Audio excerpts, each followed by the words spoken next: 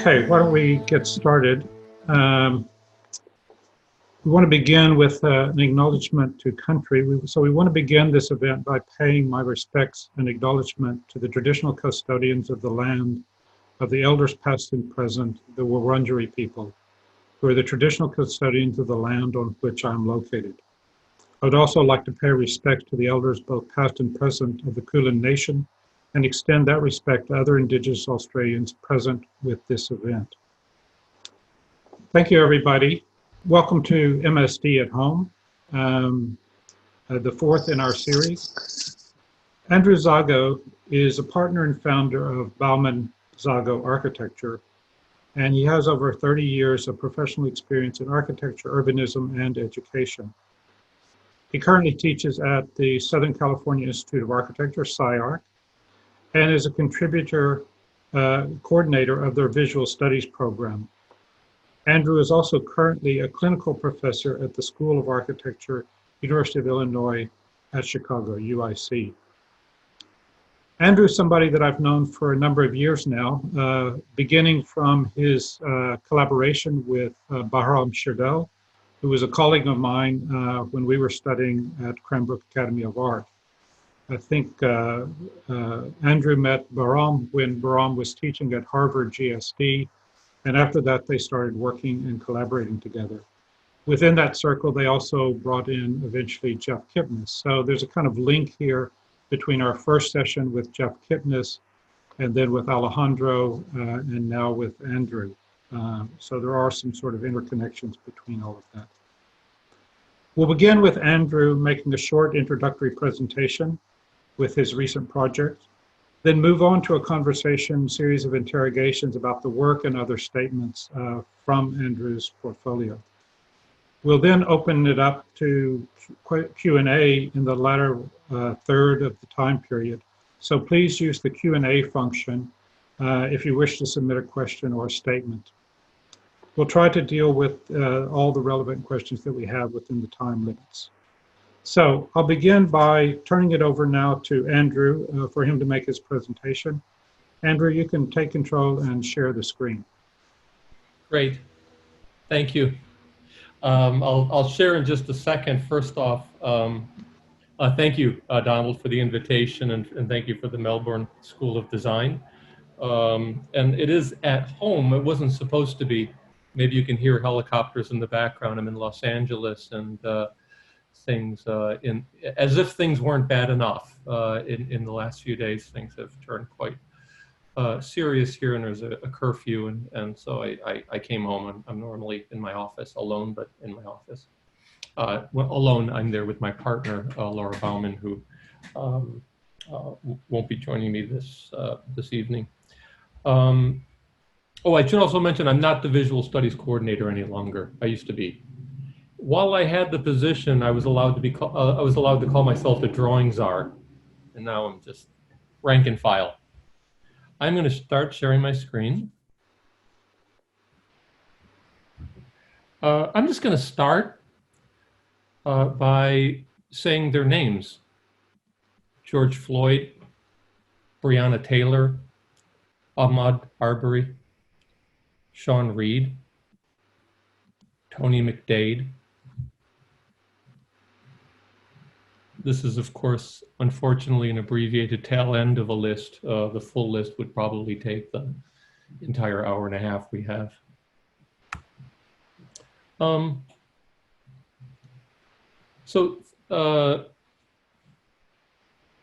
Three projects and notes. I may have 5 and notes, but I'll go through them very quickly.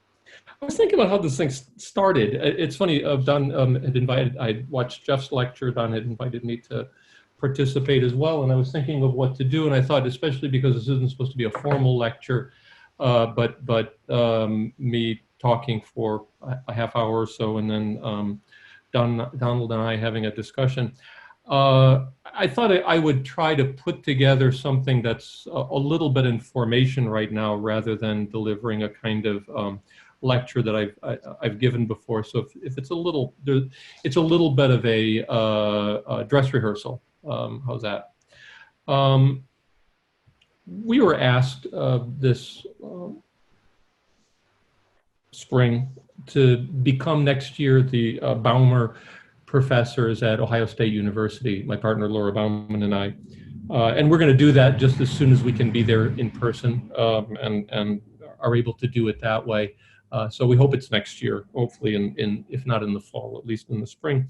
But one of the things they do, which was exciting us, was putting out a book. And Laura and I, the publications that we've started and have planned is a lecture in its own right. Our harebrained scheme that we're calling the polygraph as an alternative to the monograph. But one component of that we thought was a series of projects that hang together in a certain way. And we weren't sure exactly how they would hold together, but we thought that it could be interesting to put these projects together in relationship to one another within this book. And as it turns out, Jeff Kipnis and I have been talking about one of these projects in particular for some time. And so it seemed like the whole thing would sort of fit together well that way. One of the things, I guess, one of the several aspects that I wanted to talk about these projects is the capacity of architecture, buildings in general, to orchestrate, for better or worse, where people are in space. We do that through program, through the arrangements of rooms. And of course, cities do that writ large. We decide where people are, and you know, whether it's the piazza or the living room and the bedroom or the bathroom or the convention hall. And I was thinking when I was first invited that maybe some of these urban questions, I always thought that there's a politics behind that. And with these urban questions seemed especially poignant in light of the global pandemic, which, if I understand correctly, like 3 people have gotten in Australia. So I don't, perhaps this seems like a very far away thing. Los Angeles is doing relatively well, but the US is deep in the midst of it. And certainly the whole problem with it is people next to people, which is of course our stock in trade when we do architecture, and even more so when we do urbanism. And so the irony of that is, and of course, regardless of all of the dire predictions that futurologists are making, this is not the first pandemic, it will go away. I don't think the idea of dense urbanism will go away, it just has to go away for a while. And so we understand that strange dimension of us putting people together in certain places as our business. And then, of course, given the recent events in the United States, and particularly sparked by the killing of George Floyd, we understand other dimensions to cities as well. Some of those names that I could have gone on reading for a very long time, oddly enough, no small number of them these incidents take place on the side of a freeway in the suburbs, etc.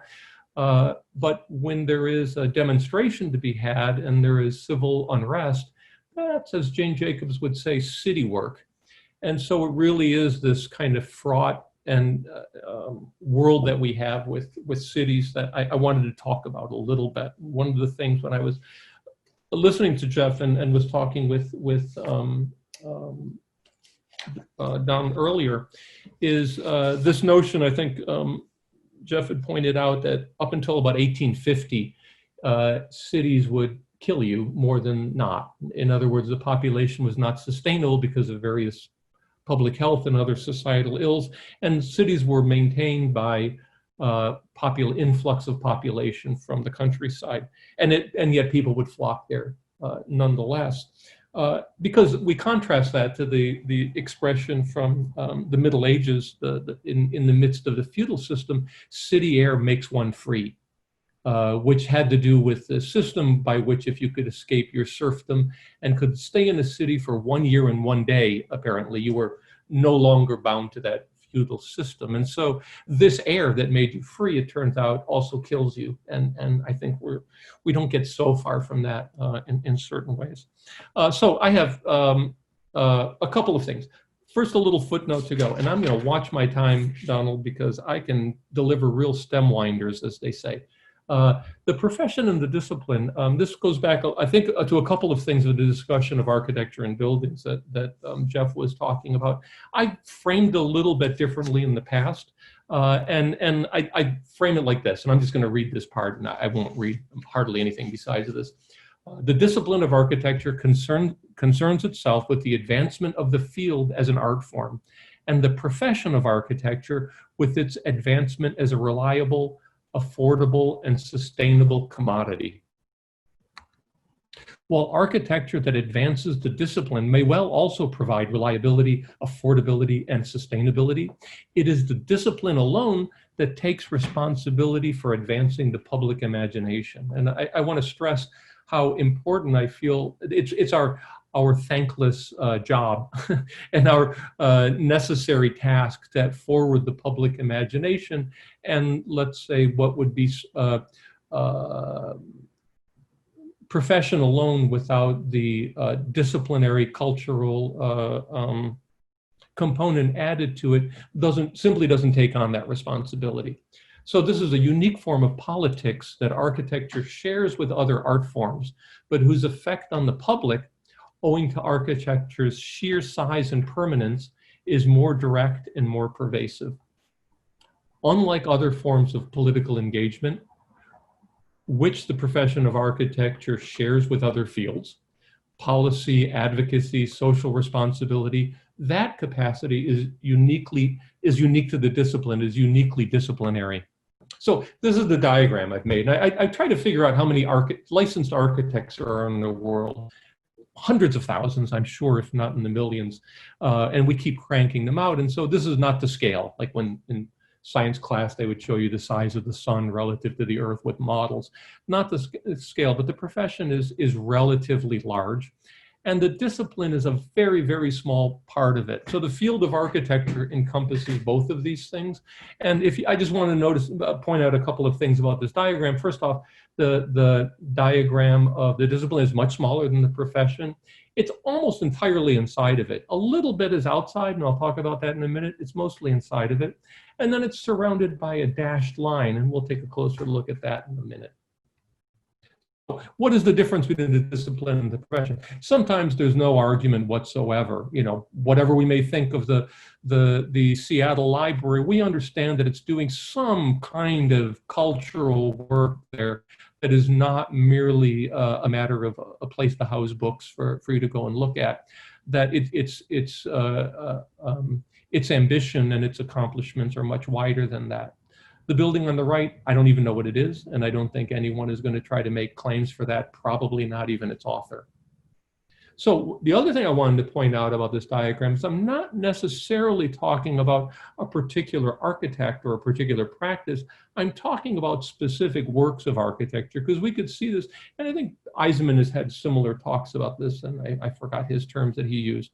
But we'll use an example that I know Donald will know well of one architect that operates in all three of these possible areas of the Venn diagram, Daniel Libeskind.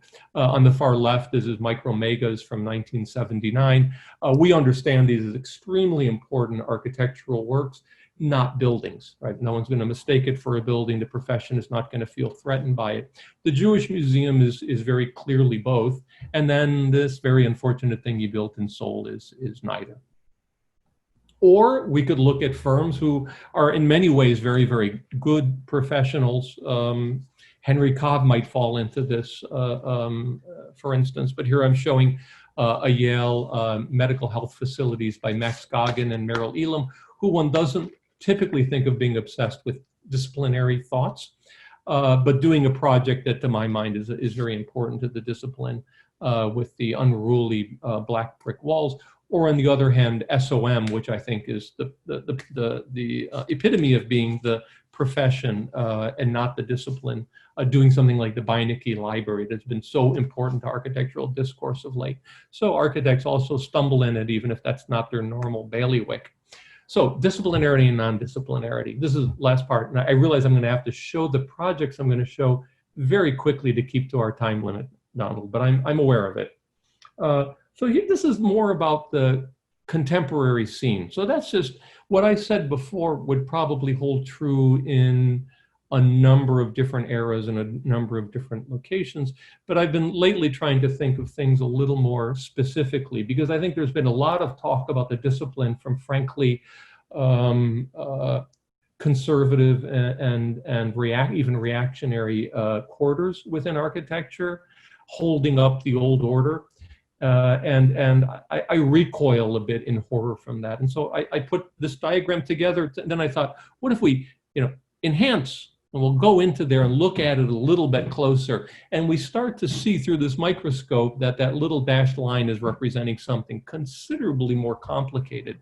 So I made this, and I call this the cloud of disciplinary disputations. And what this means is that what I'm arguing for with the discipline is not a canon, or if it is, it's a highly mobile canon that shifts depending in part on one's perspective and in part on one's time. And so when you look at this, what all of these lines suggest is you get enough architects together and you give them something to drink, and there's going to be a few projects, no matter how much anyone argues, are not going to fit into that cloud of disciplinary discussion, and a bunch of other projects that everyone agrees on. As for the rest, let the arguments begin. So this, and we could come back at any given time or put together a different group of people, and this cloud would change, but it's still a kind of, it'll always be cloudy in this neighborhood, so to speak. So I'm going to argue that this is this cloud of disciplinary disputations. Now, to go forward, I hear, just for the purposes of diagramming, I've simplified it. That's the calculated scientific mean of the previous diagrams. I showed this to my friend Anna Niemark, whose beautiful artwork is right behind me here in my subterranean bunker. And she did point out that I did put a Z in the middle of it, which I didn't mean to do, honestly. So this is the disciplinary mean for diagrammatic person. So I want to look at now ways in which people try very hard to not be disciplinary. One is to just find an alternative field. Now, as probably almost ever, architecture is not the most interesting thing in the world. There's lots of things that you could argue are more burning and important issues in the world right now than architecture. Fair enough. And for those who are uncomfortable with the idea of there being a discipline and that actually forming a kind of body of knowledge, you find all sorts of these other interesting things and say, wouldn't it be great if architecture could just be that instead? And so suddenly from these other ones, you say, forget the discipline, we can have ecological architecture, sociological architecture, technological architecture. A couple of years at SciArc, I saw a thesis project that was, for God's sakes, Instagram architecture. I thought, oh, well, that's great. So that's one way of the non-disciplinary fields being embarrassed about the discipline when there's so many important things going on in the world. And then the second one, which is a kind of a little bit of an LA phenomenon, but you see it in other places as well, is the anti-field. No, I am my own self-formed genius. I don't need to know history. I am an iconoclast. I will form architecture by myself within my own mind. The difference between disciplinary and non-disciplinary in this form would be maybe Frank Gehry on the disciplinary hand and Tom Main on the other, or others I could name. So there is that we're not interested in discipline because we're doing that. I'm opposed to both of these first two. The next ones get a little bit trickier because these acknowledge this body of work, but they have a very funny relationship with it. One is especially popular amongst young people these days. I call it happy with history. That is, they rediscover postmodernism, think it's hilarious. I put this at Sam Jacobs' feet, by the way, with that, but at least he kind of thought of it. So they find this stuff very interesting and fun to play with, and it's a toy box, and you see these little circles are flirting at the edges with it of the discipline in order to replay it to comical effect. And that's, I call it kind of neo-postmodernism. There's a second one that I both have more sympathy with and I find more insidious. This is more European and it's an older crowd. And this is reactionary connoisseurship. And this is saying that architecture does very well and all one can do is perform a sophisticated set of games playing amongst the components that are known and understood. And that this I call the kind of neo-traditionalism, and you can fill in any number, the blank with who I might be talking about there. I think both of these, the non-disciplinary, it is what it is, both of these, I think, are missing one critical part. And this is really where I fall, which is with the cult of novelty. And I think it's about understanding the shape of this strange cloud and then start to imagine that you could project out some other possibility from that. So you use that as a kind of place from which to pursue a novel condition.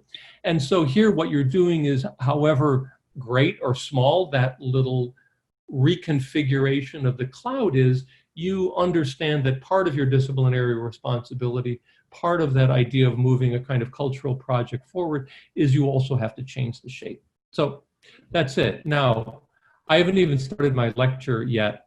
So if you want to warn me in my private chat, Donald. Okay, these are the 3 projects. Wait, I don't hear laugh. Sorry. These are the 3 projects. And there's a few things. Okay, good. It's a good start. So I'm going to go slower then. No, I'm joking. We have a couple of things, and there's the first 3 projects are the ones that I'm really talking about, and some of them are newer, some of them are older, and there's a few things that tie them together. The other 2, it's really, you can see old and really old. In fact, Schizophrenic Space was my thesis that I did at Harvard, 85 and 86. Just a couple of images, because eerily enough, in some of the new things that we're working on, I suddenly find, oh shit, I've been working on that thing for a while. But the thing that put these first 3 projects together, oddly enough, and what my partner Laura and I were talking about, is they all have models. And the models themselves, not only were they an obscene amount of work were invested in these models, and eventually with the last one making a gigantic mock-up, but that the models themselves, I'm not quite sure, this is the part where I'm not quite sure how to articulate it yet, their presence was a important component of the architectural idea itself. And in the same way that I may have talked about drawings in a different era, but in these days I don't feel drawings, you know, it's a bit of a relic. These 3 projects had that. The other thing, so that's the first 3. The other thing that all 5 of them have is some idea of color, but is they have a lot of color. More importantly, I think the top 3, it could be a separate lecture in and of itself, and I'll have a couple of notes about it in this. They have to do with color in architecture, trying to find a place for color in architecture that would come from the tradition of colore rather than disegno. And if a lot of you know, this goes back, I think, to Vasari and the Lives of the Artists. The distinction between painting that was colore, the Venetian school that was based on the application of color directly to a surface, of oil paint, of slow drying, of transparencies, versus painting based on disegno, which was the Florentine model, which was the fresco, which was really coloring in the shape that you drew, as opposed to constructing something entirely out of color. And so we've been very interested, in part, it might have to do with, as Jeff has pointed out, my lifelong obsession with trying to build a Mark Rothko painting, which is a fool's errand, I am sure. But partly it had to do with seeing if it was possible to work out the technical means by which conditions of colore and atmospheric color could be brought into architecture. And then finally, a couple of other things. The other one has to do with the heterogeneous conditions, the juxtaposition of heterogeneous conditions, something which at one point, I think both Jeff and I were calling a condition of multiple ontologies. But ever since lately, the word ontology doesn't strike me as, I don't like, I'm trying to stop using that word. So that would be the federal project, the VPAC project, the Spraybogen, and I realized Schizophrenic Space, as even the name itself might imply. So things made out of somewhat radical differences. And then lastly, and maybe this is the part that I want to talk about most and that I'll begin with.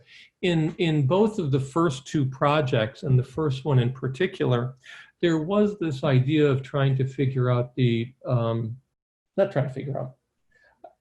architecture has a political dimension. It is a difficult one to articulate and to articulate clearly and to put into action effectively, because it is so strong but extremely diffuse and slow.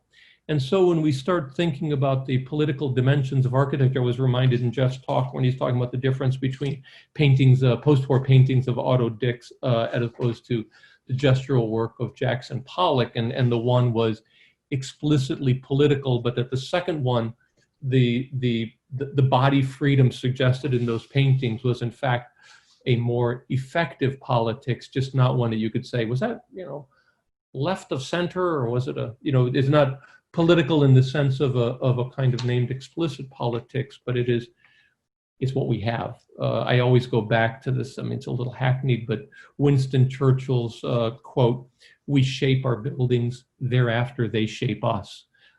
He's not necessarily, one can say that means it's also bad, right? So it is one of our responsibilities in shaping our buildings, never mind shaping our cities. So I got interested in what is this political dimension of architecture. And in a couple of projects, I tried to see whether the disciplinary questions themselves can find their way more or less directly into a political question. And I'm going to just see if I can articulate that. Rather than talking about the projects in depth, I'm going to talk about those, especially those first two projects, relative to this, and the rest are just a little bit of an infill. So Property with Property is a project for Rialto. So this was the Museum of Modern Art, 2011, 2012. Barry Bergdahl and Reinhold Martin, who was at the Buell Center for American Studies at Columbia. We were in the midst of the Great Recession, which, it may look like child's play compared to what we're going to find once we get out of this thing. But nonetheless, it was a dire situation in the United States. In particular, there was a problem of foreclosure, that many people were in mortgages for homes far over their abilities to repay it. And they were mortgages that were underwater, that they owed more money on it than their property was worth, sometimes by a long shot, and they were running out of money. And so everything was getting foreclosed all over the place. And so what they thought was maybe this was an opportunity, finally, not to let any good crisis go to waste, to reimagine the entire American dream, the single family home, the American suburb, etc. And so we were asked, a number of architects, we were one of 5 teams chosen, to look at troubled suburbs around 5 different American cities, to look at a project there and to use that as a way of imagining a re-engineering of the American suburb, I suppose. Ours was for Rialto, California. Let's see if I can. This is for those not a great diagram. You see Los Angeles over on the left. If any of you ever flown into Los Angeles from the East Coast, you're flying along this line here in a big line, and you'll see endless development along here. This is called the Inland Empire. San Bernardino at this end, Rialto right here. Rialto is mostly that whole area of the Inland Empire. It's a huge distribution center, so it's 3 million square foot warehouses with 20 people working in them, and lots and lots of suburban development that happened out there.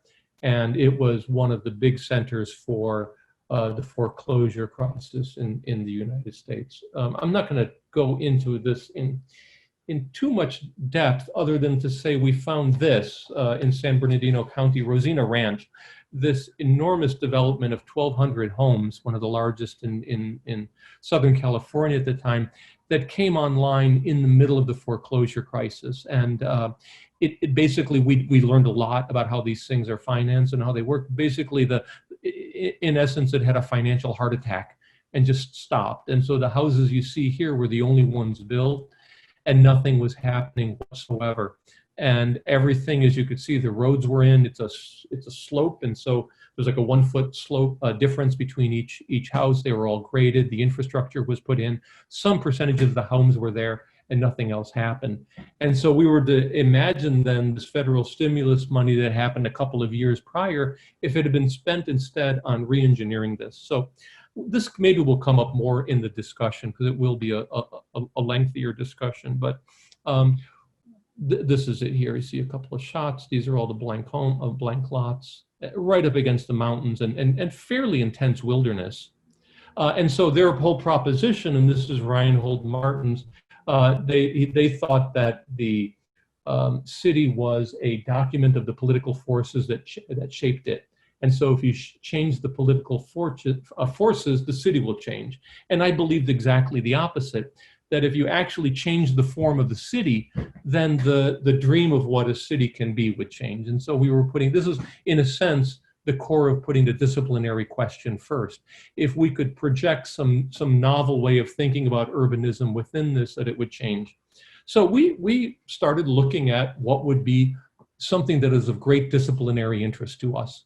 And sometimes these are incredibly stupid sounding or trivial sounding to the outside world, sometimes even to us. We got very interested in why is it that every time the geometry breaks a surface, let's say where the floor meets a wall or something else, a corner turns, material usually changes in the same place. So this is part of the hegemonic propensity of architectural form. And we were disturbed by it. This is not unrelated maybe to questions of weak form from a number of years ago. We started to see what would happen, just like when you print a bad comic book or have a bad printing job and you have a misregistration, that qualities begin to slide off of one another. We wondered what would happen if that happened to a building. And so we were screwing up Cheez-It boxes in order to do this. So what we did was we put together a series of experts, of urban economists, ecologists, infrastructure, sustainability, and we gathered them together and said, what about misregistration? And because what we realized was the coincidence of qualities was not just something that an architect might muse about, wondering how to loosen it up a bit. That's exactly how these suburbs work. In other words, you get a raw piece of land, you entitle it, you draw a line around it, that line becomes the property, outside is not. And it's like this.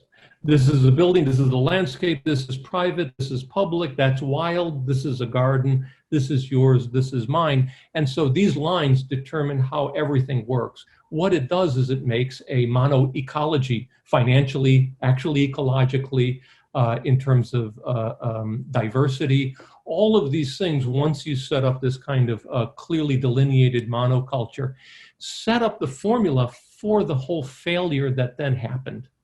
And what I might do actually, Donald, I'll just talk about this for a few minutes, and then maybe I'll just skim through the other slides quickly, and not talk about the other projects so much, and maybe they'll come up in discussion, if that's okay. Otherwise, Yep. this will go on for a while. That's fine. That's okay, right? I'll just tell you why I'm interested in the second one, and then I won't go into it in as much depth. So this idea, and this essay that Bob Solmo wrote about this discusses this a bit, in saying that, you know, we're beholden when architects enter these, oh my God, this is a real problem. This is really about ecology, about people losing their homes. I better look at what the ecologists do, the economists do, and we don't have faith in our own diagrams. Although, as he pointed out, the idea of laying lines upon the ground to determine where things go is one of our original diagrams that we gave to everyone else. So this notion that was really the problem, and it was a system that could only work in one way, and once that way didn't work, there was no plan B, there was no wiggle room. And so what we began to imagine was this idea of carefully misregistering it. So various qualities would begin to, you would still have buildings per se, you'd have landscape per se, you'd have mine and yours, but then some places you'd have ours, you'd have, you know, maybe wild, maybe not. And suddenly this made sense to the ecologist who was talking about wilderness corridors coming through this. It made sense to the economist who was talking about land banks and various forms of ownerships and dependencies. And it made sense to some of the transportation and infrastructure people who talked about shared infrastructure. And so we went about it like that. David Bergman, who is our urban economist, a brilliant urban economist actually, went through, and this is where it would be a long discussion, but there was the yellow diagram was explaining exactly the method by which this would have happened. It gets entitled, it gets sold off to various home builders. They build the homes. There's an assessment to everything that pays for the schools, that pays for the upkeep. And then what actually happens was in the red where it all collapsed.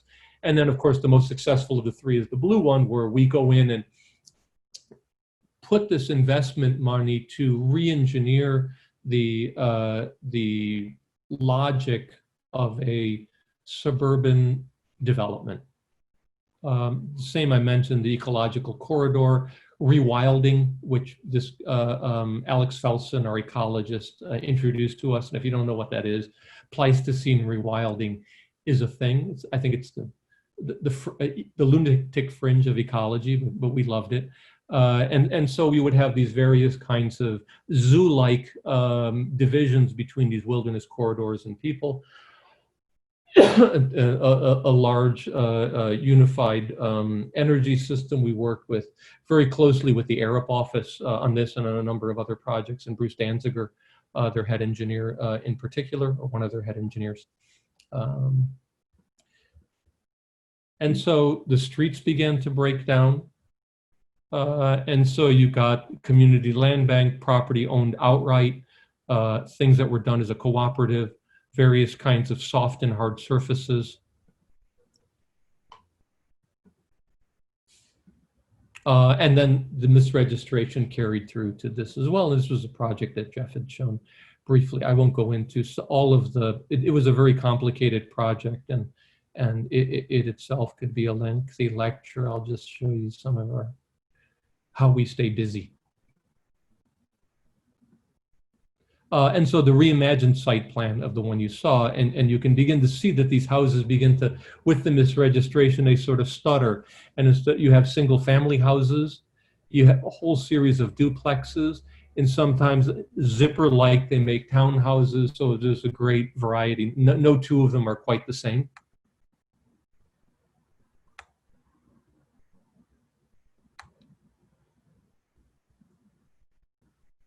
And here you see the types: single family, duplex, duplex with courtyard, townhomes. And this is one of the big models. A big part of this was trying to find if the technique of underpainting could be applied to architecture.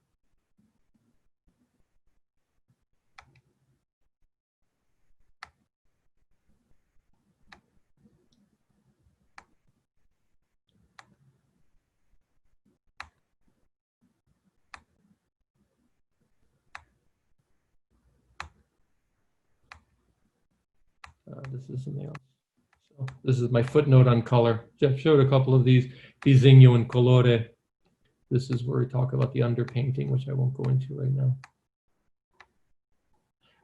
So I'm just going to show the first couple of slides. I'll just talk about this one, and we'll maybe images will come up, Don, while we're talking. This was for as you can see here, the 2016 Venice Architecture Biennale. Cynthia Davison and Monica Ponce de Leon were the curators. They selected 12 firms to work on the city of Detroit. We were given a site, Laura and I, and were asked to do a project there. As you may know, we had, both Laura and I are natives of the city of Detroit, and had a practice there for a number of years by myself, and then Laura joined me, and so really up until just a few years ago. So it's a city we know very, very well.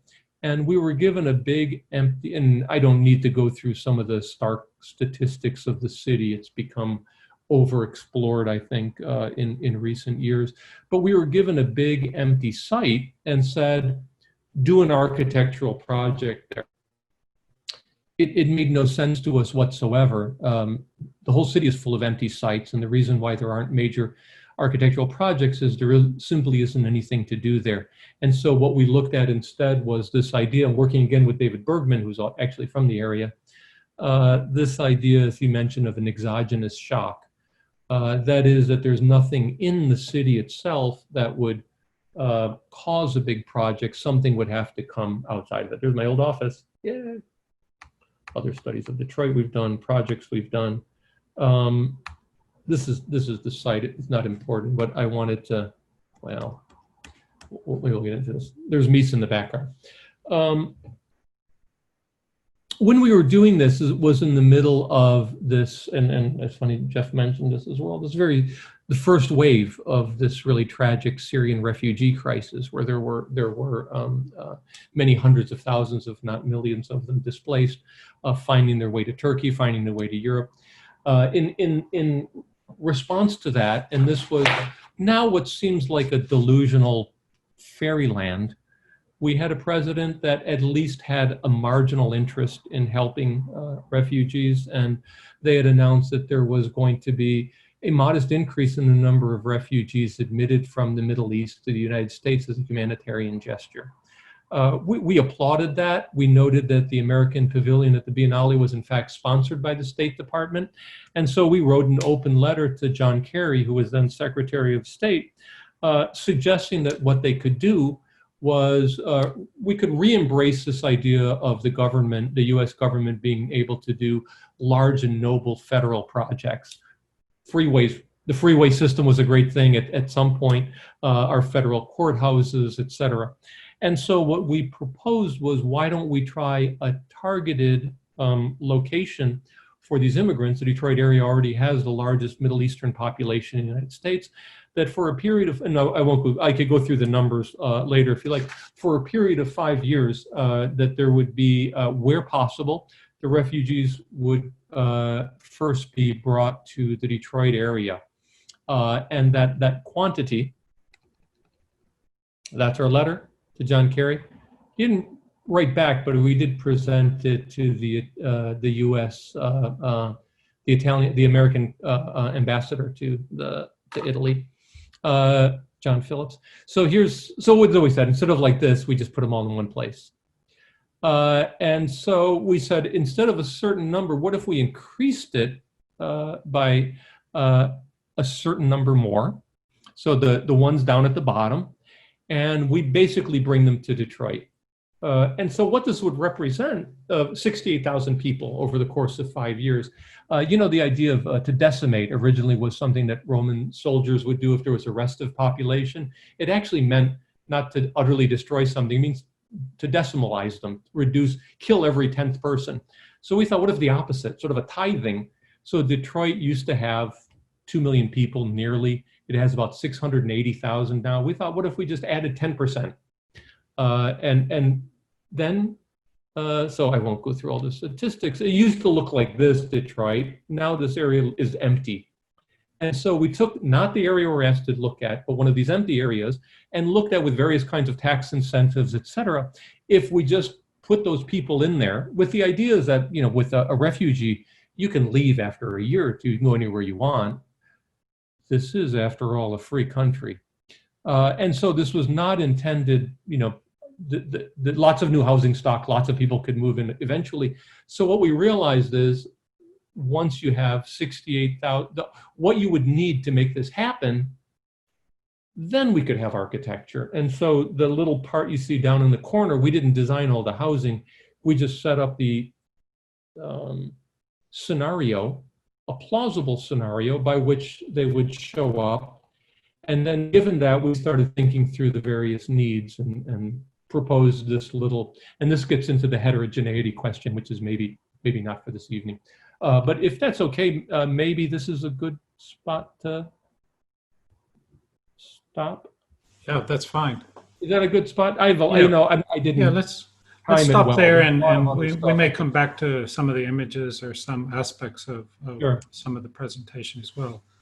So first of all, thanks very much, Andrew. I know you, I mean, we spoke a little over an hour ago, and at that time you were still in the office, but given the curfew that's been overlaid on LA, I know that it became difficult and you needed to get home. So you're operating in a very unique, we're all operating in a unique worldwide condition, but in America right now, it's even doubled or tripled in terms of that kind of intensity. So thank you very much.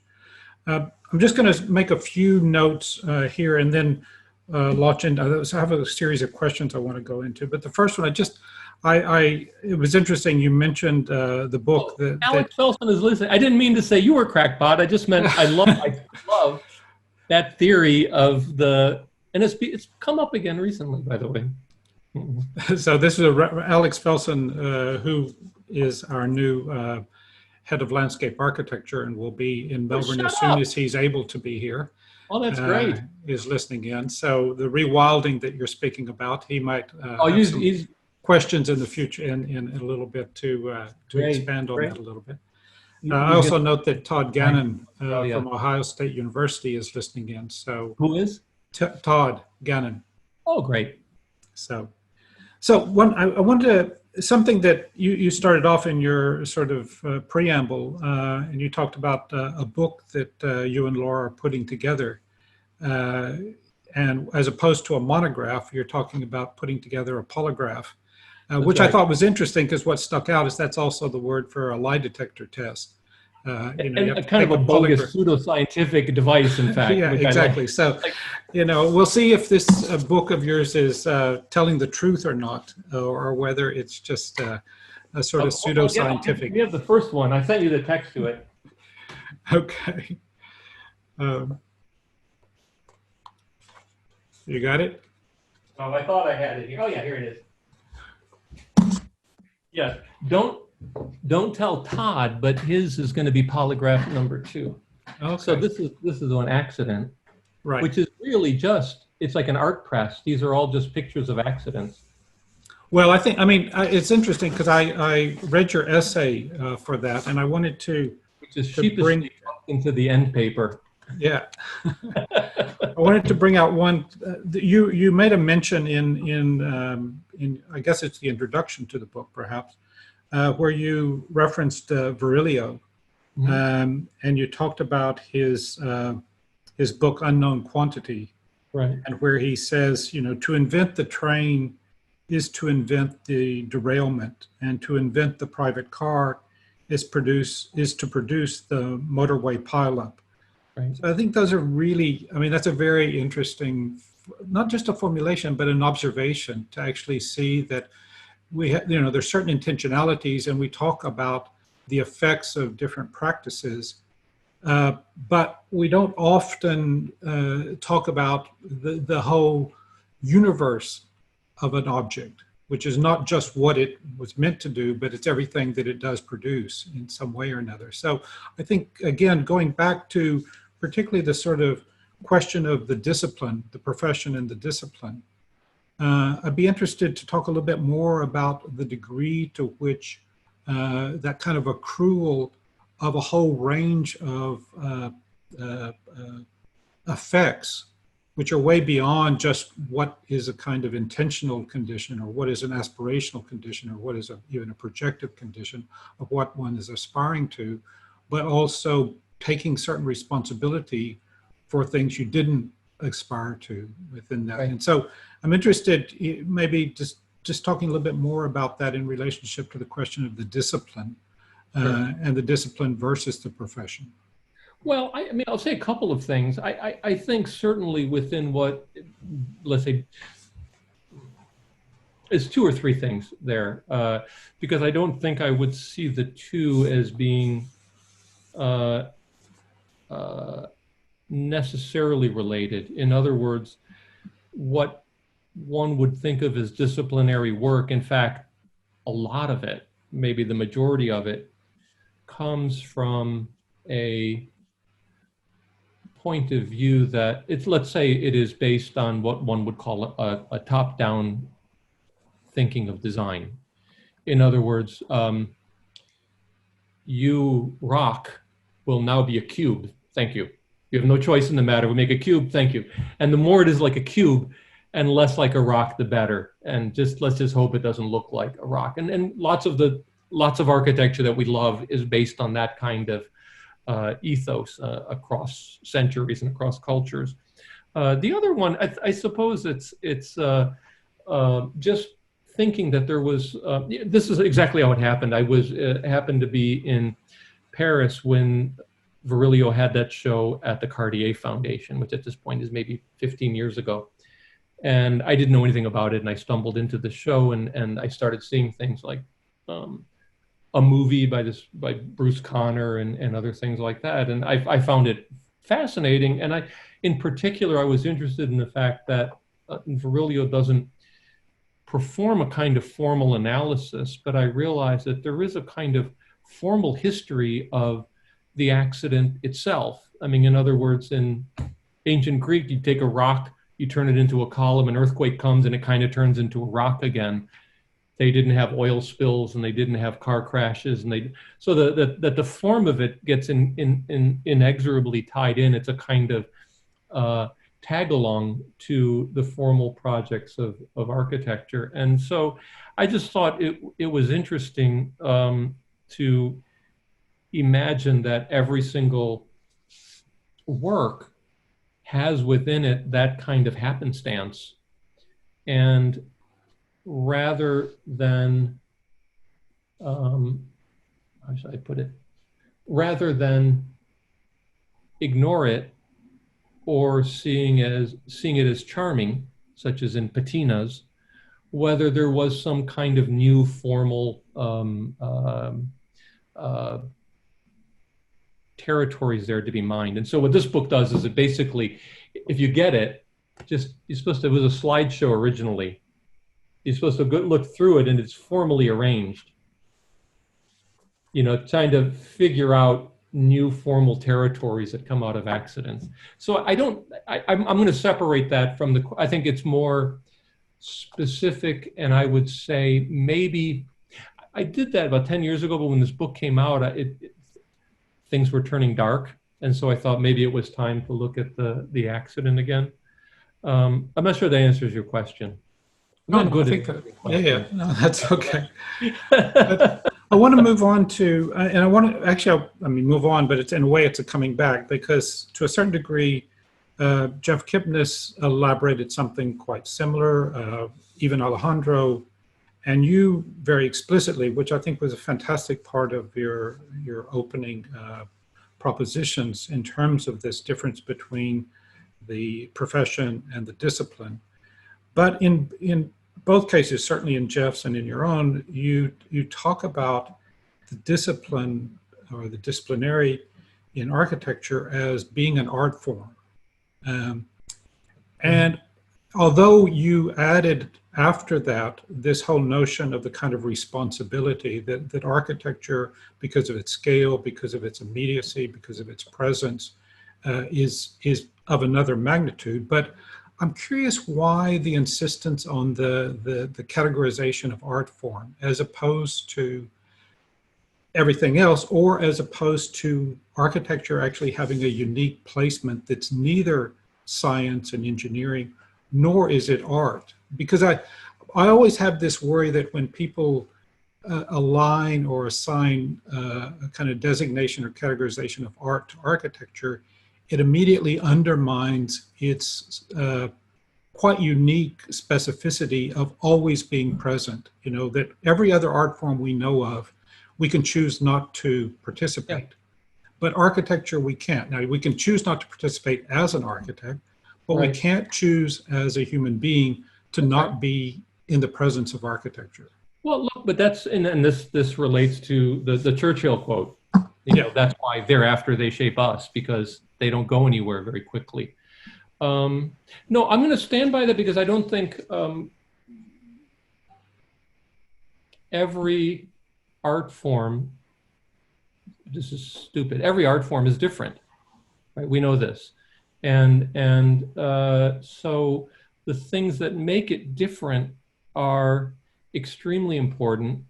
And I was always trying to think of what is it that makes architecture, that art form, different from other ones. Now, you know, the easy one would be to say, well, it's usefulness, and therefore we're closer to design. But I think we're the furthest thing from design, actually. Never mind, I know you're, as with Harvard, many schools use design in their title, but I take exception to that because I think it trivializes it. My problem is I was taught by Bouwman, and so architecture, other things go into the world. Architecture's responsibility is to actually make the world. So what I thought of was actually, I don't know, what I think is unique about architecture is how dangerous it is. And that's literal. Like mostly, if it wasn't for an overlay of building codes, et cetera, and engineering, mostly buildings would kill people, just like cities used to do. And like, going back to your point, like Churchill would point out, the idea of thereafter they shape us. If a building is unimaginative and soul crushing, that does psychic, unmeasurable, but nonetheless psychic damage, and the more pervasive it is in the longer life.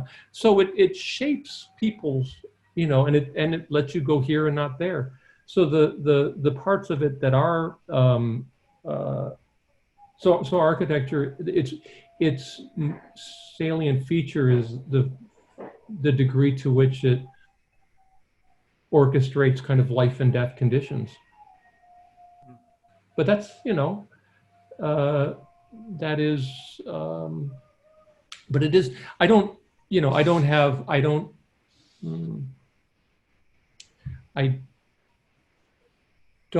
think going back to that diagram of where the discipline is relative to the profession, the fact that it's an art form doesn't lose anything. But we do things even though they're not asked for. No, that stupid building I showed, we don't even know the name of. Somewhere along the lines, they saw a building that someone saw that saw Michael Graves, I suppose. So they can't, no architect can just sit and come up with things. They absolutely require someone to have done some original work. And that's fine. I just wish once in a while there was, thank you. Okay. Look, I'm going to start. We've started having some questions. So anyone who wants to, please post on the Q&A tab any question. I'm going to start with one. So this one comes from Helene Frichot, who's on our faculty here at the University of Melbourne. And I'll read it out, and I'll try to read it as well as it's written. Excuse me if I stumble a little bit. So Helene says, you set up the distinction between Reinhold Martin's Buell Center, the discussion of the city as a document of political forces versus the architectural disciplinary approach to change the form, ideally through the cult of novelty, and thereby transform political relations. But might this not be exactly a train wreck waiting to happen? Reference Aurelio. Don't architects need to do both and to read the political forces existing in a context and as they pertain to the aftermath of their own projects? The best intentions can produce nightmares as well. Well, I think that's right. Well, yeah, this is, the funny thing is the only other firm that had a regular practice in Los Angeles and Detroit was Victor Gruen, who invented the shopping mall. And he was a Viennese architect and Viennese Jew and escaped before the war. And he was horrified by suburban development and was trying to find a diagram that would recreate a kind of European scale pedestrian urbanism within the suburbs. So, and then you read his memoirs later and he goes, and all that seems to work, but I have noticed that there's all these cars that separate it in the parking lot that separate it from the rest of the city. So, for sure we have, the unintended consequences of the best laid plan. But one might argue that Victor Gruen was a fascinating character, but maybe not a practitioner of architecture as an art form. I don't think anyone would have ever accused him of that. So look, we have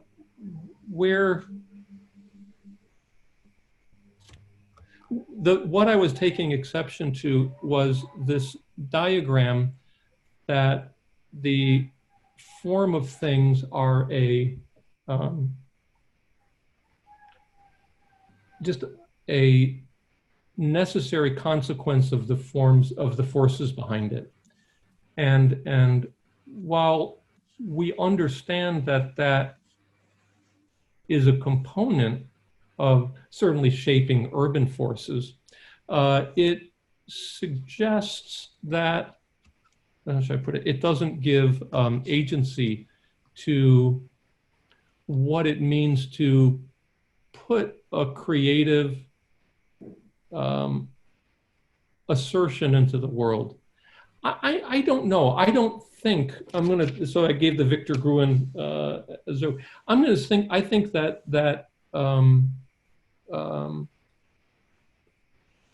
there are necessarily unintended consequences. If the consequences are as predicted, then it's not creative. There are unintended consequences, and sometimes they're quite different than what one might have thought of. Sometimes they're not all beneficial, but it's not a force of bad. It's ultimately a force of good. How's that? Okay.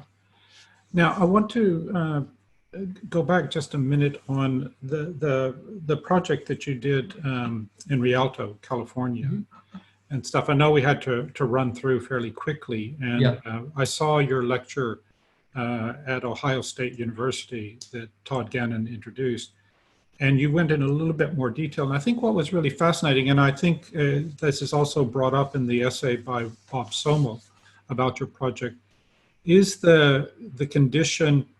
I mean, certainly the analysis of the suburban context, the analysis of how land and property is formed and so on is quite acute. And the overlay and the kind of misregistration, as you call it, between edges and boundaries and conditions and so forth. But I thought it was particularly strong in the section of the buildings, the section of the housing. And in your lecture at Ohio State, you talked about how, in fact, there's a kind of embedment of what we might call public space into private accommodation almost, that there was this. And so I'm curious, maybe you could talk a little bit about the role of the section, because I think you didn't seem to emphasize it, but when I look through your various projects, the one at UIC, the VPAC or the Art Center, as well as the Rialto, the section is quite strong, and it's something that I think in a lot of architecture nowadays we don't talk as much about. Maybe because of Rhino and 3D modeling, we think we have all of that interiority, all complex interiority worked out. But I certainly, as an educator, I see this sort of gap in students' production in terms of using the section as a designing advice as opposed to a consequential device. Right.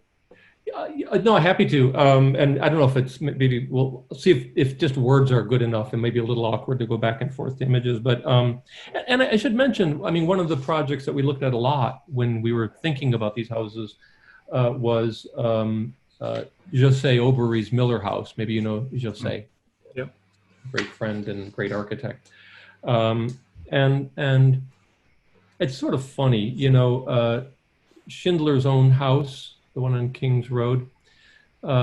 It's maybe, I'm sure others did it, but it has this kind of front lawn that has a hedge around it and a fireplace. So it's like the living room. And so you would have this idea that you see all through Southern California, through the mid-century, et cetera, of having private space outdoor. And so what we were trying to do was see if we could, what the dumbest way to describe it is do the opposite. Take one of these outdoor spaces and bring it like a kind of ingrown nail inside the section of the building. And so it becomes a kind of quasi public space in them. There was, I mean, it's funny, in both that and then the project that I didn't show too much of, the one in Detroit, there was somehow this thought of, can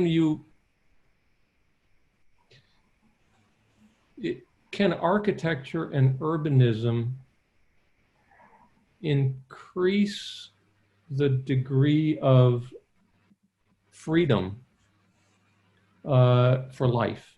So instead of it being stultifying and controlling, which we know, maybe Jeff talked about that as well, architecture's proven well that it's really good at that. Is there a kind of way of making in architecture, and maybe this goes back to the question, if there's an architecture of an emancipated set of possibilities. You know, I think I sent you that essay, the awkward essay that I'd written. There was another fellow, Kostku. I forgot. I'm sorry, I forgot his first name. He's like a Heideggerian philosopher who teaches in Chicago. At the same time I was writing an essay, he put out a book called Awkwardness, and he's talking exactly about all of the comedy shows that I write about in my little side note in there. And in fact, we exchanged some correspondence after that. And he talks about awkward as being an uncomfortableness with difference. So there's straightforward awkwardness where you are, someone's visiting you from a foreign country and they start slurping their soup because that's the custom there and everybody looks at them and it's awkward. And then they quickly learn to assimilate within this, they're different, there's a main culture, and that was awkward, let's get rid of it. And then he goes through various phases of it. Then he goes through kind of like, I don't know what the last phase was, the transcendent awkwardness. Adam Kotsko, thank you. Transcendent awkwardness. And he gives us an example, I think it was the end of the first season of Curb Your Enthusiasm with Larry David, or whichever season it was, is when they open up a restaurant. They have an open kitchen. They couldn't get a cook. At the last minute, they get a brilliant cook for this open kitchen opening night. The cook has Tourette's syndrome, which means he sometimes uncontrollably will go into fits of profanity. The whole restaurant goes silent. And I know a lot of you, remember this. And it just seemed terrible. Then Larry David stands up and starts belting out even worse profanities. Everyone is silent again. And then others do. And then others do. And suddenly it's like this big love fest of one person saying one filthier thing than the next. And he was saying, like, the whole idea there wasn't to fix the awkwardness. Could you just celebrate it, that everything is uncomfortable, that uncomfortable is actually a state to embrace? And I thought that's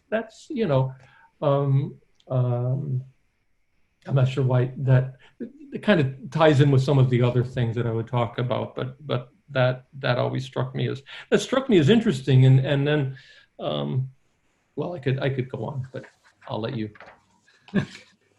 Next question, please. Next question. So this is a question from Paul Lowe from here on the faculty. It says, Andrew, I'd like to hear your thoughts on where you think architectural education sits within your presentation and your discipline diagram. Do we educate to feed the profession or to advance the discipline? Depends. I always think that what you need to know in architecture is like this much, and education gives you this much. And so every single school decides what they're going to leave in and what they're going to take out.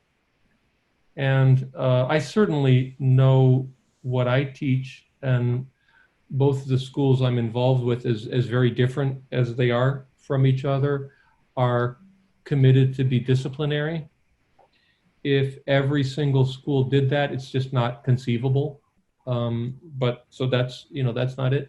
But I think what I've come to realize, and one way or another I've taught a lot, is that way you slice the loaf and decide which ends to leave off. There's certain things that you can teach that you can pretty much also pick up in practice. And there's certain things that you can teach and give time for and attention to that is almost impossible to pick up just in practice. So, I try to focus on, making sure, I and my colleagues produce good professionals. I mean, but understand that, you know, it isn't, there's always kind of, you know, I'm sure you've all experiences these kind of self-righteous and relatively uninteresting professionals that are bemoaning the fact that they don't know the latest BIM or whatever it would be, and why don't they learn more practical things? Well, there's a reason for that. You're in the profession for a long time, and if you teach all of that, somewhere out the other end, you don't have time for something else. And so I think what's important is for every school to be relatively clear about that, and every individual to be clear about that. Okay. I want to go back to, again, the project in Rialto, California, but more in terms of towards the end of your presentation on that project, where, again, where you were using the condition of misregistration and using that in terms of the kind of property alignments, property ownership, Right. differentiation and differencing between public and private, wild or non-wild, so on and so forth. But that also then developed in terms of the sort of color palette and means of articulating materialities and surfaces relative to the buildings. And some of the background, you know, you showed with packaging for Cheez-Its and various other things. But in the final iteration, in the final images of the project and of the buildings in particular, there was a kind of condition, it seemed to me, where the tonal differences, the sort of textural differences through color and through patterning were less about giving a kind of registration or a re-registration that one could create that sort of understanding of what had shifted, and just an effect, just a visual material effect. And it reminded me very much of some of the work of John Haydock, the latter work of John Haydock, when he started using quite almost what you would call decorative wallpaper on his houses. Yeah. And the way, or his forms or his object, and the degree to which they also undermined the formal tectonic quality of the project. So I was wondering, where did that fit into the project for Rialto towards the end? Did you see these textures and colorations as at odds, or as trying to rewrite what is visually apprehendable in a form by the materiality and the coloration? Well, I mean, I think somewhere the latter. It is how should I say it? It is, you know, I always try to make a distinction with students between something that's complicated versus something that's complex. Complicated means it has a lot of stuff, and not necessarily. And you know, there is in that project, to a certain degree, it's complicated. You know, whether or not it's complex, you know, I hope, but it is complicated. And I think the misregistration and the patterning relate to each other. There's you know, the misregistration. So this is funny, and I don't know if I have the kind of theory of it. The misregistration gives, like that Cheez-It box that I showed, it is a strange axonometric kind of quality to it because of the angle at which it all shifts. And even when you're holding the box, it seems odd. Like you can't, there is a slightly uncanniness to that box, and there is this sort of axonometric shift to it. And in fact, the axonometric was very, very important in that project. And this is something that Reinhold Martin really latched onto and was talking about various, I forgot who, various Bauhaus references. But then I was saying that, you know, I thought there was a different lineage of the axonometric that went maybe from Persian miniatures to John Haydock, as opposed to the one he would be talking about, which may end with Peter Eisenman. And I said, it's axonometric, literal, and phenomenal. And I wanted to do phenomenal axonometric, not literal. And I think maybe that's a little bit of the, so somewhere the both of them that, and I showed that one still of the movie. It's a very strange animation we did of the shifting axonometric with people in it. I can pull it up and show it. I mean, but I don't want to be fish. I was going to do it, and I thought maybe it's a little inelegant of a transition. but the thought was that it was a kind of a little bit of a hallucinogenic space, that's what the suburb would be, that you would go there and it would be maybe even like you were in some palace of some Persian miniature of and looked at that also because this was something that Le Corbusier, in his early travels through the Near East, began saying quite literally that he was going to ignore the color and just look at the volumes. And if you go to places like the harems in Topkapi in Istanbul, it's hard to tell you're in a square room because the intricacy of all of those patterns are so intensive that they leave the volume. And that's what the primacy of the delineated geometry of the volume, the diseño. Yeah. This was like this is where I started thinking about a tectonic version of colore. Yeah. That you could actually maybe, because architecture, we align ourselves with diseño because in the end, you can't just get a bunch of sticks and, you have to have drawings, you got to determine where everything is going to go, you got to lay it out, and then people have to follow those instructions. So we're always but I think that materiality, I mean, both as color or particular materials where it's wood or something, they do reinforce the tectonic set of relationships. So that color is a wall versus this color, which is the floor, which is different than this color, which is the ceiling or something, which is, for me, is always interesting. I mean, you use the sort of comparison between Piero della Francesca and Giorgione. And I always think of also the comparison, for instance, of, say, someone like Matisse, because Matisse is, I mean, from my point of view as not an art historian or art critic, but as an architect, is to realize that he almost always obscures the conjunction of the horizontal with the vertical. And in doing so, there is this constant kind of infiltration of what should be the horizontal is actually now also part of the vertical. So the pattern of the wallpaper on the floor just happens to match a rug, which is on the ground, but they kind of bleed together. And so the space is constantly fluxing. And I guess that question, and I remember, my colleague Raoul Bunsotten, who had done a lot of studies of Byzantine architecture, particularly in terms of the glass mosaics, talked about, particularly in Istanbul with the Hagia Sophia and others, that the mosaic produces a kind of indeterminacy of surface because you're looking through glass to the gold or silver behind, and therefore where the surface actually is has shifted. And so it's not the stabilizing, it's the destabilizing of perception of where a surface may lie. Right.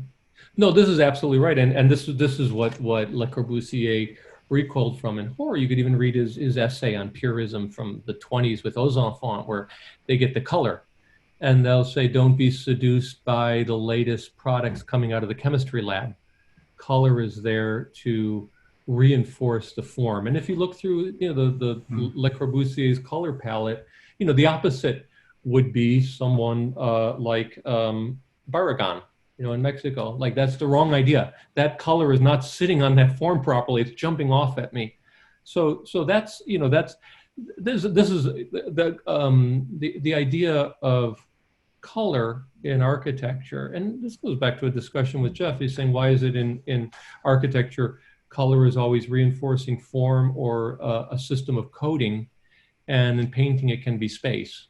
And I thought, I'll work on that.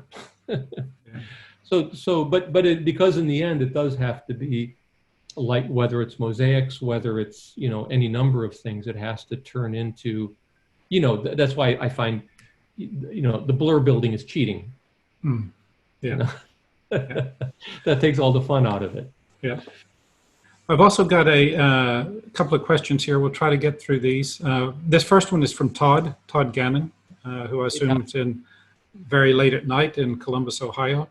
Todd says, you spoke earlier of freedom and the possibility of architecture working to help provide it. One of the cliches of the typical suburb is that one is free to do what one wants. add on, put a wagon wheel out front, techie awnings, whatever. Rialto is a pretty totalizing vision. BZA, that's Bouwman Zago, not building and zoning, say what it looks like. How do you square the open-endedness of the programmatic relationship with the strictly defined aesthetics? Well, I think it's a couple of things. I don't think it's true that you could do whatever you want. I mean, you should see the manuals that come with these, including this suburb, of telling you what kind of, where the wagon wheel is and what period it is and what the color palette is and all of that. And what the thought was, we'll do this one. And then the next subdivision, they should take up the problem and exercise their imagination and make a totally different one. And someone else makes a totally different one. And someone doesn't go into a subdivision at all and does whatever they want.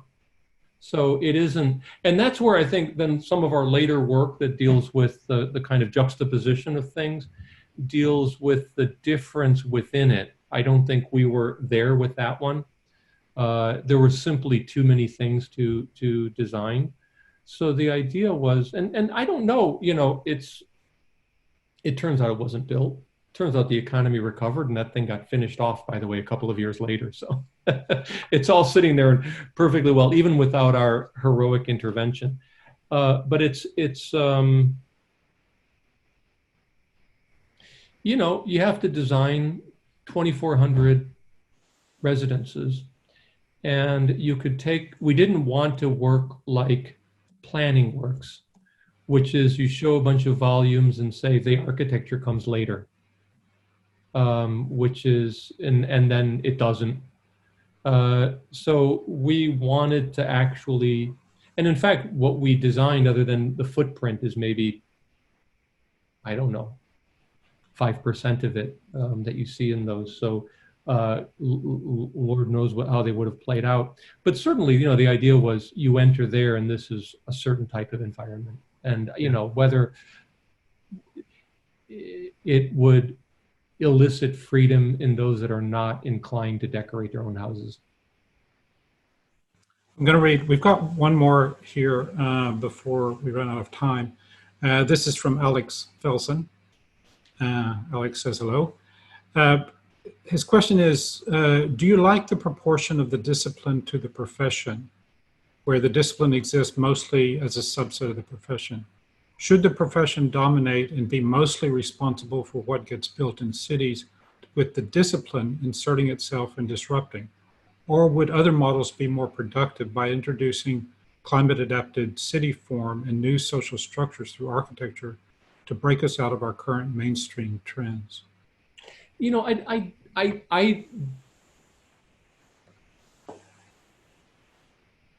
couple of things. I don't have any way of controlling the relative size of those circles. And that's what I was trying to imagine with that cloud of disciplinary disputations. Like lots and lots of people will argue about who is there and who isn't there. But if we define it in a certain way, no one's going to say, well, almost everyone is.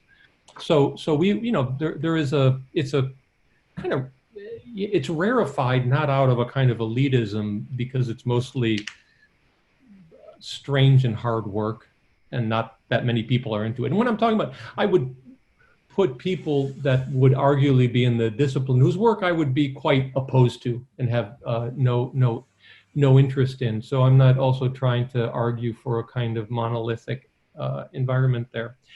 I think there's a you know, I was saying this to Donald earlier. Villa Savoie, I assume, had a budget and a program and a client, and it wasn't supposed to leak, and followed some sort of building code such as they had at the time, and was engineered, and some building next to it did all of the exact same things, and we have no idea what that is. So there isn't a kind of, it's not an exclusion. It's, and the same thing when I'm showing some of these projects that simply rise to the occasion. And you know, and Mac and Merrill, they're fantastic. They're really great. I mean, they did the Knowlton School. I'm not trying to trash talk anybody here. Who knows who's listening? But it's just that sometimes, and that's what I want to say. It's sometimes projects, and some people some architects can do it in a sustained way over their career, others hit or miss, and no one, who can say who's who. Some projects just bring together, they coalesce a series of possibilities that do more than solve the things that the house next door is doing. And we can talk about how we would define that, and it is in its nature ineffable. I've done kind of crazy schemes trying to figure out how to measure it, like the Bilbao effect, Someday we will. We found the Bouwman particle after a couple $1 billion and decades of work, and maybe we can figure out exactly that magical effect that architecture has upon the world. But I know, just like we figured out there must have been this other form of matter, I know that architectural effect is there, and it shows up sometimes. And sometimes maybe kind of by accident, but mostly by people kind of just for no good reason other than they feel they should. They work on that. But then it becomes, this is the point, it becomes incredibly important. Everybody, just in artwork in general, right? If I say, oh my God, I had the most surreal experience yesterday. Now imagine people didn't have that in 1900. No one had a surreal experience because the art form didn't allow that the human capacity of sensing that did not exist. It was the creative work that made that happen, and now everyone can have a surreal experience. Well, thank you very much for this surreal experience of hearing from the curfewed Los Angeles to Melbourne, a nice sunny day outside here in Melbourne. I'm going to go for a walk after this is open without a curfew here. Listen, when Bob Somel did their end of the year show in Chicago, they had me do a tutorial on how to mix a cocktail, which, I'd be happy to. Well, we might have to do that in one of our next sessions then. So listen, thank you very much, Andrew Zago, and give my regards to Laura. I know she's taking care of Tiziana right now. But thank you very much. I'm going to share the screen just to give a bit of a look forward to what's coming next. Again, thank you very much, Andrew, for joining us and participating in this MSD at home, from your home to our home, and to everyone who's watching in. This is just to announce that next week we have Ricky Burdett, who's Professor of Urban Studies at the LSE in London and Director of the LSE Cities.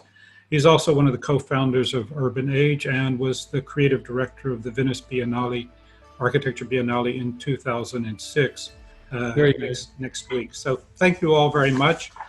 So please join us and feel free to look for the other previously recorded sessions, both with Jeff Kipnis, with Alejandro Zarapolo, and now with Andrew Zago. Thank you very much, Andrew. Thank you. Bye.